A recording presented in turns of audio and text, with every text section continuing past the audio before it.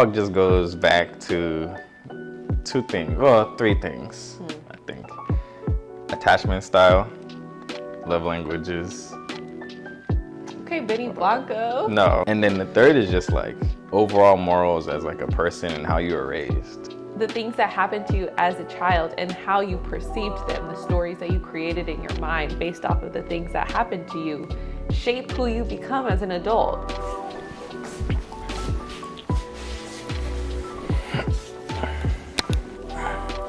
Okay. That was my cup. Are we too far? What are we cheersing to? Choosing to almost 7 months of marriage. Crazy. 7 months in like 8 days or something like that. That's lesson number one. It goes quick. Super quick. So enjoy your time. Yeah. It seems like just yesterday, like we were, doing long distance in Florida. You were in Florida. I was here in LA. And then not too soon before that, we were just in college. Yeah. He was in the Bay.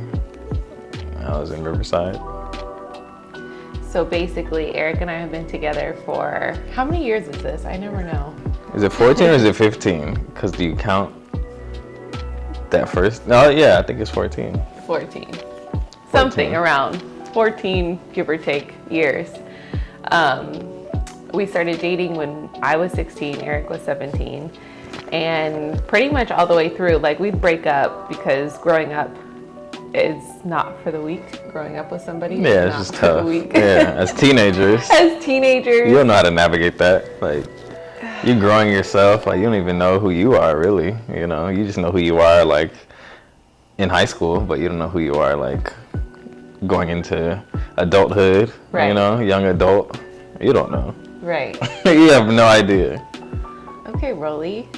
You got the bus down. We just impromptu just decided to do this. Yeah, you know, you're supposed to wear it, like, every day. So Why? that the battery, like, keeps going. But I don't be wearing it. They just tell you things just so that, No, I think that's real. I think that's real. Multiple people have said that. anyways. She should get a lady Rolex, a matching one. What do I need a lady Rolex for? No. Matching? I Yeah. don't need a gajillion-dollar watch. Anyways, yes, so we've been dating for a really long time. Long distance for most of it, because we both we were born in the same hometown. We went to rivalry high schools that were really close to each other. Once, Eric's a year older, so he graduated, went to UC Riverside, and then a year later I graduated and then moved up north to the Bay. So we were long distance almost through 10 years after that. And yeah, it was rocky. Like we would break up, get back together, break up, get back together, but we really never stayed broken up for very long. And it is like that's something that I do tell people, because people are very enamored by the thought of being with somebody, their high school sweetheart, you know? And it is beautiful, it's such a blessing, but it does not come without challenges. Yeah. Because, like, you know, people in LA say, oh my gosh, the dating scene in LA is so hard, it's treacherous. Yeah. Da, da, da.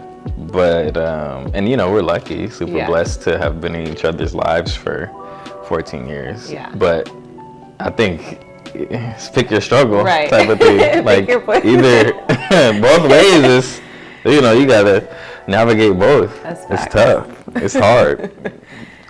Yeah. I think, though, one thing that I'm super grateful for from Eric, and you have to have this in a relationship and in a man, I think, in order to make it work like we have, in order to get to the marriage that we were finally able to get to, you have to have a man who's willing to grow and change and, like, I mean, both of us. I think both of us have to be willing to grow, because inevitably you're going to grow, but we decided multiple times over the years to just continue growing together. Yeah. And for you to match that with me, I believe that women grow quicker, faster. I think we are on a different trajectory. Yeah. But you like always... Biologically, I think the woman's brain is like developed quicker. Yes. Right? And even physically, your physical stature develops quicker than male. So. Right. So it makes sense that our brains develop quicker too. Yeah, sure, why not? But whose brain develops more fully in the end? Men? Is that fact? Is that scientific? I don't know. I've never read that in my life. I don't know, maybe. Okay. Somebody look it up. Somebody put in the comments. Just coming out of nowhere. Women are smarter, actually. I've seen research. Nah, you women you guys be doing your thing. Yeah, for sure. I'm not. I'm pro women. I champion women, and I champion black women. Here you go. I have an all minority female staff, so I champion women. Don't come for me. Don't come for me. No, wait, hold on. What do you mean? Hold on. What do you mean? We will get into that though, because I think that's super cool too. He does have a all women staff, and man, even that opening the office, that was one of our big obstacles. It's such a blessing, and it's such a beautiful thing for a black man who was 20. It's 28 when we first opened. When he was opening his first... A dental office. Yeah, a dental office. Oh, we should do I know, didn't do no intro. But they'll read it in the little caption or... Eric is a dentist, and he owns his own practice. We're going to put something here. Playa District Dental, if you're looking for a new dentist. Yes. And I heard you say today Playa Vista. It's not like Westchester. Yeah, it's close to Playa Vista, close to Westchester, close to Culver City, close to Ladera. It's like right there. In all of those neighborhoods. Yeah. If you're like an LA native, if you know what the bridge is, it's like literally at the bridge. If you don't know, you're not from LA and you're driving and you see Howard Hughes, HHLA off the 405, that's where my office is. By Fox Hills. By Fox Hills, yeah. So that was that was a huge accomplishment. Eric, we don't have business owners in our family. He just literally laid the foundation by himself, taught himself. You don't even have a business degree. No, I just learned by watching others and podcasts. Podcasts really got me right. Like in dental school, so I went to dental school, I went to USC for dental school. So, and then I lived in Mid-City in my grandpa's house. So it was like a 30-minute commute to school every day. So instead of, listening to music, I would like listen to just this podcast, like this dental entrepreneur podcast, and just kind of like figure it out on my own, because I knew I wanted my own office eventually. So that's really where it all started, and it was perfect. Like I literally just followed what the podcast people was talking about, step by step, kind of in my own way, but I took bits and pieces. But yeah, that really just set me up. Yeah, shout out Shared Practices Podcast. That's what it's called. One of my favorite things about him is that he also like puts anybody who needs or who asks on game. So like, after him, obviously he's done something incredible. So a bunch of people are always asking to shadow or just, asking advice. I'm not one to like gatekeep, especially when stuff is like, it could be considered common knowledge. It's not like I came up with the idea. I'm not the first person, even first black person to have their own dental office, or do a startup. But he's the best. My biggest fan. We were via trenches though. Opening that office was very, very, very challenging for us, just because that was a period of our relationship where we hadn't really learned how to communicate the way that we know how to now. And I think we didn't have the tools. We've gained a lot more tools since then. We don't have it all figured out, but that was a period when I would feel very fearful and afraid when I didn't have all the ducks in a row, and Eric was still very much like in his head, which he still is, but now we've met in the middle where he communicates more, and I don't really fear that feel that fear the way that I remember feeling Yeah. during that time. It all just goes back to three things, I think. Attachment style, love languages. Okay, Benny Blanco. No, this is I didn't know this before that little video clip. And then the third is just your like overall morals as like a person and how you were raised, you know, and what you like really stand by.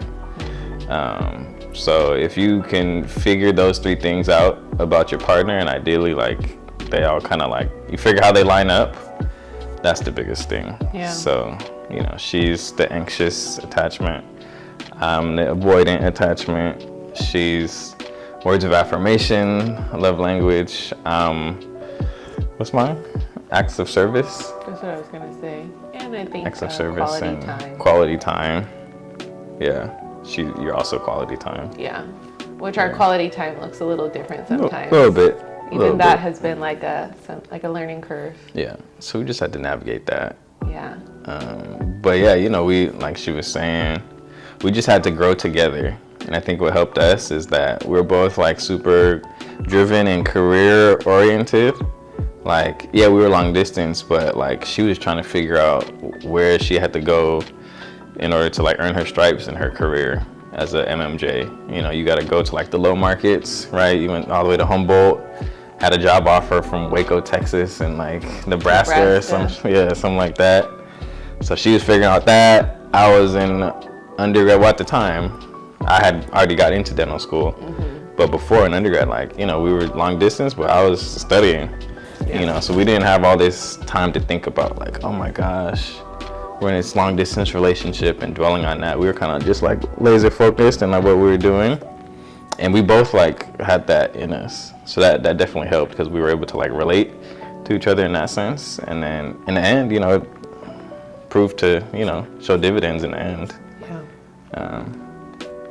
Yeah. And then she, long story, but she was living in Florida. Contract ended in March of 2020.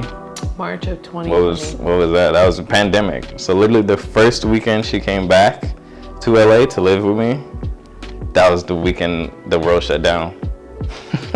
Insanity. Crazy timing.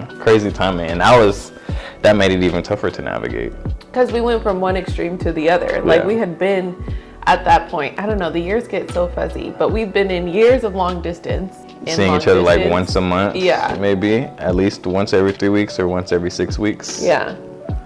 So from that extreme to the other where I moved in and then the world shut down. Yeah. Couldn't go nowhere. So we were just in each other's faces. Yeah. And it was a lot. Not because of like the things that you would think about when you say that, like, you know, dirty socks on the floor. No, just like psychologically. Like dealing with like, you lived a certain way pre-pandemic. Yeah. And there's one thing like, you live a certain way and then you join lives and like, you can like do whatever you want outside of like your living space. But that's literally all we had. We literally had our living space. That's it.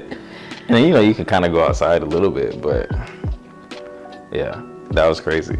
That was crazy. Just in the space. What would you say you learned the most about yourself in that time, during that period? I learned that I really appreciate my barber during that time.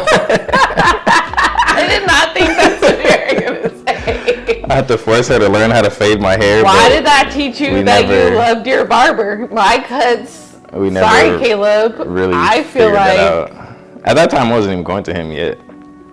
Yeah. Whoever, I feel like I was nice. You did a good job. Let's insert picture so I can prove myself. Picture, and then you be the judge. There was a fade. I would be switching the guards. The guides. That's crazy. For him that's crazy. Don't play me, because she did a good job. But even that, remember, that would create an argument or something. Yes. I'm like, no, you gotta fade, you gotta blend it. She's like, what do you mean I gotta blend it? You're not explaining it. You gotta blend it. Here, look, blend. Do the little blend it. She's like, I'm blending it. What do you? I don't know. I would be stressed out because this guy.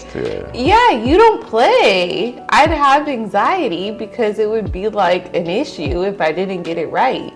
Yeah, I mean, I'm just the type, I get a haircut every 2 weeks. I just cut my hair, so I don't got the waves. I'm not, really dipping right now. But they're going to be back. Yeah. They will be back. Give me like a few days. I don't know. We'll figure it out. But yeah, we get haircuts every week. Pandemic, can't get no haircut. Yeah. Then we have to go places, see our family, or I was still working. Mm-hmm. So I need like some type of cut. That's when I really like, dang, I'm really like a routine creature of nature. Creature of habit. Yeah, you saying friends, it made me think of like that period of time was really isolating for me, which is, I feel like it was intentional. Like I feel like God brought me to that place, but I had never felt so isolated in my life than I did in those like first 4 years of moving here home to LA after moving across the country. So I lived in Florida for 2 years. I did one contract at my last station, and then when I moved home, I didn't have a job, and I knew I was just done. I was like exhausted. I felt depressed and like overwhelmed by the stories that I would cover, because it was like, shootings, car accidents, death, destruction, always sad. And I just was done. Like I was bogged down, and I'm like empathetic, so I didn't really know. I think I've learned a little bit more balance now, but back then I would like really carry the weight of everybody's problems on my shoulders as I was like telling those stories. So I moved home without a job, not really sure what I was going to do. There was one station that I'm at now that did things a little bit differently that I knew I wanted to work at, but I was still in talks with them, and it would take like 4 months for me to get hired. So I just remember it being isolating. Even after that, like I was going through a transition with my friends at the time, and I do feel like it was really purposeful. It was purposeful because like now I can look back. I mean, I'll just say, I guess, that like God restored everything that I felt like I lost during that time. And I feel like it was really supposed to be I was supposed to be in that place with just me and you. Just figuring it out. Like almost like unlearning all the things, unlayering all the shit that had like piled up. Yeah. It was almost like a stripping down, and you really can't do that with a bunch of people, because I mean, I guess you could, but it's hard. Yeah, you needed the clarity, that solo, and it was trenches. It was just me and Eric, and a lot of the times just me, because I don't even know that Eric knew I was really going through a lot of that kind of stuff. But it felt very, very, very alone, and I'm grateful for it now. Looking back on it, it just feels like I was like it was like a cocoon phase. And then I was able to like, become the butterfly in that time. You're a butterfly? Yeah. You're the butterfly. I'm a butterfly. You're the butterfly. But from there, Pacific Place where we lived, and then also into Runway. And now we have a house. And this house, I think that's why I love this house so much, because I attach it to like, the evolution. Yeah. Yeah. Because by the time we left our last apartment, I was like ready to go. I did not want to be in Runway anymore. And it was a cute apartment. There's no reason for me to feel like that other than just nice little area. Yeah. It was so cute, but I just was so done. Like emotionally, I was so done with it. But here, it just feels, I don't know, different. Yeah. Yeah. She's more of a feeler. I'm more just, logical. Yeah. I see my life for what it is. I set goals up for myself. I'm not as like in tune. But I guess that's also what I had to learn too, is in that period, pandemic, post-pandemic, just how to be more in tune with the emotions, and then be able to communicate that with my partner. Yes. So that, because relationships, you guys are in a relationship together, you kind of have to like let the other person know like what's bothering you, because then there's room for misinterpretation, which we had a lot of. So yeah, that was that's when that kind of started, and still working Yeah. towards that, but light years better Oh my gosh. than where we were. Yeah. And it's tough in long distance, like it's tough to really progress, I think, as an individual in a relationship, because you know it's not in front of you and you're not facing them daily. You might face them like whenever there's like an argument or like when you guys are with each other, but That's so true. kind of just like go through the motions in long distance. It's not much growth you can have, which is why it's so tough, I think. So yeah. Yeah, because it didn't feel like we really started our relationship till I moved home. We had been together for a long time, but when I got home, like things got real. Yeah, it was very much like we were still like in that early college type of relationship. Oh gosh, yeah. I used to say that too. I don't want this 18-year-old relationship. Yeah. But it's hard to see in the moment, but looking back, you can kind of see it. Oh yeah, I could see it in the moment. Okay. Yeah. Maybe I could see your actions more than my own, and how I was perpetuating that too. Right. Yeah. There's a lot of things that we grew together a lot, especially in these last 5 years. Yeah. Just enormously. Definitely. I don't even feel like the same person I was 5 years ago. Yeah. Really just gotta like lock in and utilize resources.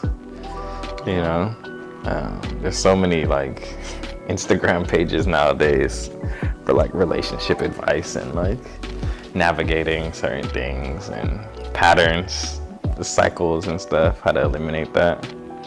So we just have to just lock in, Yeah. figure out who we are as people, you know, understand each other. Understand ourselves. Yeah, not take certain things so seriously. I think also, looking back on it too, I started going to therapy, and I think that changed a lot. At first, you weren't a big fan of it, which you can maybe speak to. Yeah. But I felt, I think, like seen for the first time, and I didn't realize that I hadn't been feeling seen.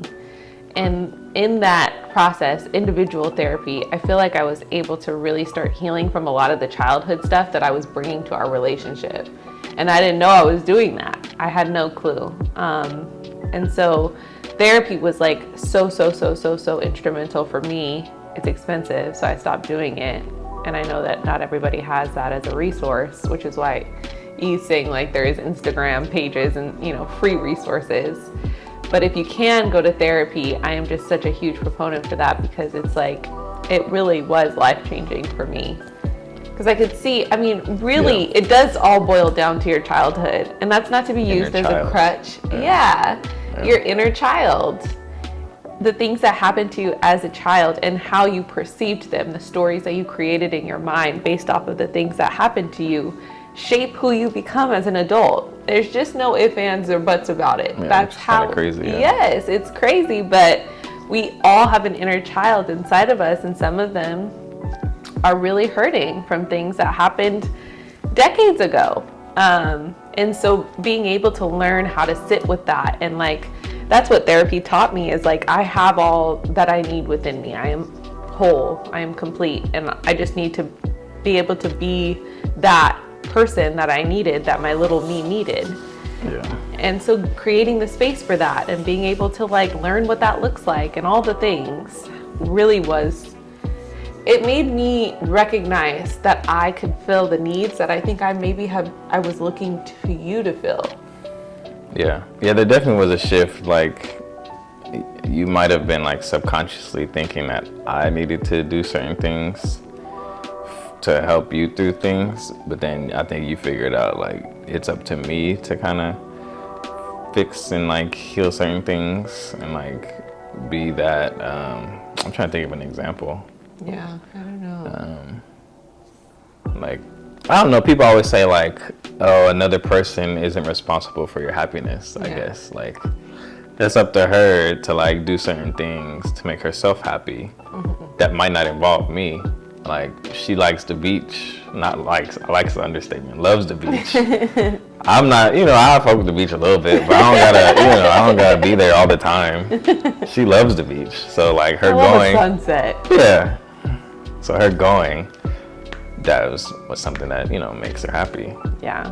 Hanging out with friends. Hanging out with friends, her sisters, My sisters. her younger sisters. So I think once she figured out that and like wasn't expecting me to like fulfill all the needs, Yeah. that transformed us too. And then the therapy, I think it's good. Yeah. It was good for you for sure because you were able to like see certain things. And for me, I guess Black people, they don't like therapy. They don't believe in no therapy. Yeah. But I'm a believer for sure. We did couples too. We did couples. I tried it. I tried the individual one too. Oh yeah. Yeah.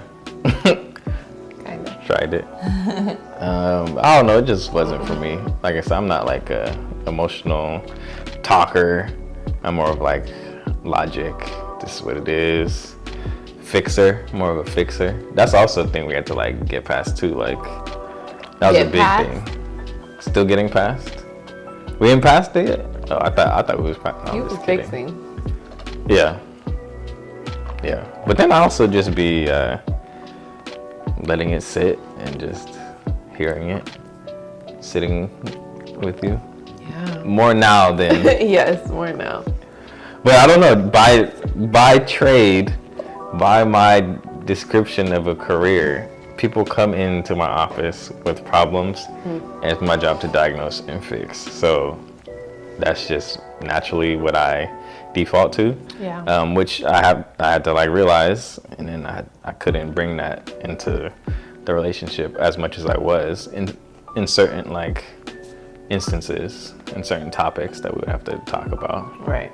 But yeah, the therapy, I think it definitely helped. But then there were moments where it like kind of like hindered or like put a divide between us because she felt like she was working on herself and I wasn't. But working on yourself looks different for everybody, right? So it could be like a lot of internal work that's like solo that she wasn't seeing, that wasn't like expressing itself in our relationship yet on my end, that she was expecting it to because she was putting in the work, and it is expensive. But I mean, I had my little therapist too, I had one too, not as long as she did. And then like she was saying, we did the couples therapist. How many did we have? I think we had like 4 or 5 couples therapists that we tried out that we really didn't like any of them. Yeah. I didn't mind one of them. Yeah. And then the most recent one did help us though, when we really needed it. And they all gave us tools Yeah, that were really helpful. So yeah. I don't want to. They all like in their own way Yeah. had some gems, little tips, They were instrumental. ways to look at what we were going through and Right. help us navigate through it for sure. navigate conflict. Our big thing, I would say, our biggest thing that has been an uphill battle is how to navigate conflict in a way that's like healthy. Because our fights would start with one thing, but then the fight would end up being an argument about how we argued about the said topic that we're arguing about. Like, we were arguing about how we were arguing, and then about how we were arguing and arguing. Like, it wasn't even about, we forget about what the main thing was that even started the argument. Yeah. And then we were just bickering about like, well, you said this, you said that, but it was nothing had to do with the initial thing, Yeah. the source of the initial argument. It was Right. never, it never ended up being about that. So One thing one of the therapists taught us was, doesn't matter. Like, focus. That Stay helped you. focused. That helped you. No, that helped you. You I were already doing did. obstacles. okay, yeah. I feel like I'll be trying to tell Eric something, and then like, it's for some reason it's never clear. Anytime I'm trying to tell you something, it's never clear. If it was clear, In my head, it is so like simple. The couch is blue, but somehow it's convoluted. And then Eric throws in something. He always needs an example, which I think might be a guy thing. I don't know. Because if I say the couch is blue, he's like, well, what shade? It's never straightforward. It's never straightforward. You're right. It's never straightforward as just that. It's always some type of abstract. It's an interpretation. Doesn't matter though. Right, Doesn't because matter. I'm trying to tell you that, like, I'm hurt that the couch is blue. Yeah. And I need you to just know. And another thing I needed to learn was to formulate it like that. Like, for some reason, a lot of the times when I was coming to Eric upset about something that he did, his action, if I didn't say it correctly, then he would go straight to defense mode, which makes sense because I was coming to him, telling him things that were accusatory instead of telling it to him in a way that's like, I'm impacted by your action like this. Yeah. So that was, like, I think a big way for us to, like, evolve. I started saying, I feel blank when you blank. And then it's disarming. Eric doesn't have to automatically feel like he's fighting for himself against me because I'm like, why would you do this? Da, da, da, da, da, da. So that is a big way of, like, you know, and that involves the, like, checking yourself first and, like, really being able to regulate your emotions, because my knee-jerk reaction from what I saw growing up was just like that anger or that, you know, whatever it is boils up and then you kind of just like react, but it's not the way to have a healthy conversation. Yeah, it's not a secure type of attachment. No. Secure, healthy relationship. Yeah. And you know, that goes back to me, like I have like an extreme fear of failure. So anytime she came to me with something, to me it felt like, oh dang, I'm just like the worst boyfriend, fiance, husband. Yeah. Which But is never what I was like trying to say. but to me that's just what I heard. So I just had to like realize what's the impact. You know, stop trying to defend the initial action, focus on the impact, and just like explain and listen, just be there and not try to fix.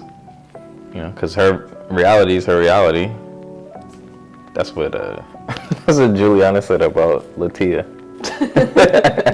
Are you guys watching The Bachelor? Bachelor, any It's Bachelor? done now. We don't really watch. There's like, We watched the Blacks.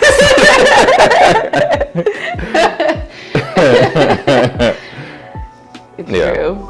Yeah. So we just watched this last season. Yeah.